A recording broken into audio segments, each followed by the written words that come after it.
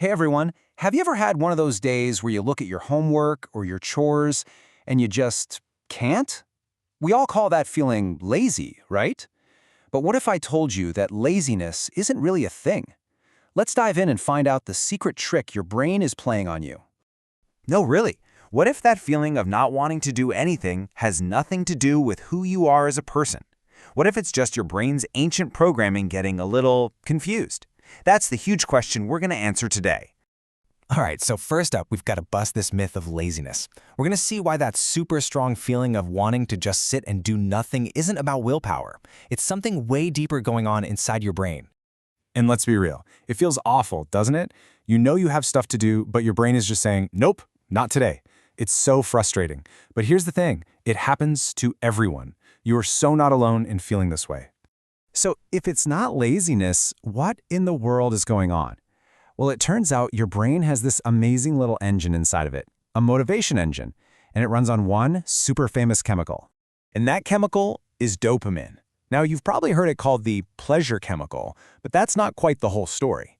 It's less about the feeling of pleasure and way more about the feeling of wanting the pleasure. It's the gas in your engine that makes you go after things. And this is so important. Dopamine isn't the, yay, I did it feeling. It's the, ooh, I really, really want that feeling. It's all the excitement that builds up before you get the prize. It's all about the chase. So how does this motivation engine actually work? It's pretty simple, actually. It runs on a little four-step loop, kind of like a recipe your brain follows every single time. Once you see this loop, you'll start noticing it everywhere. So first there's a cue, like your phone buzzes. Then comes the craving. Your brain goes, ooh, a message, and gives you a little hit of dopamine. Next is the action. You pick up the phone. And finally, the reward. And see how it's bright yellow? It's like a little burst of sunshine for your brain.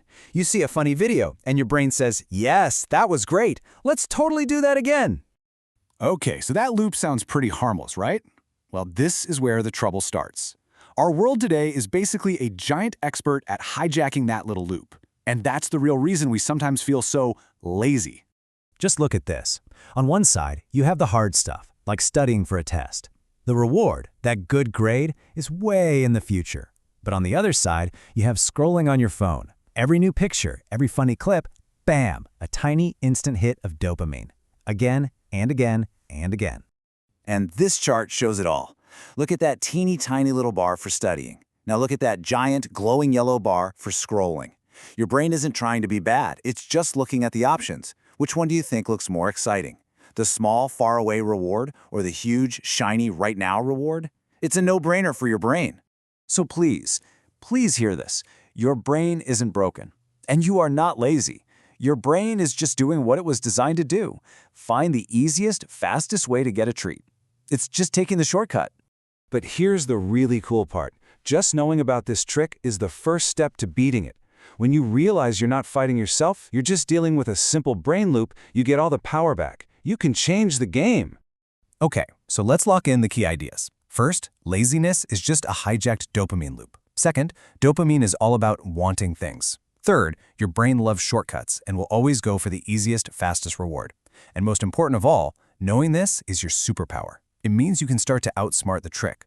So I'm going to leave you with this. You're not a lazy person. You're a person with a totally normal human brain playing a game that's a little bit rigged. But now you know the secret. You know how the trick works. So my question for you is, how are you going to play the game differently?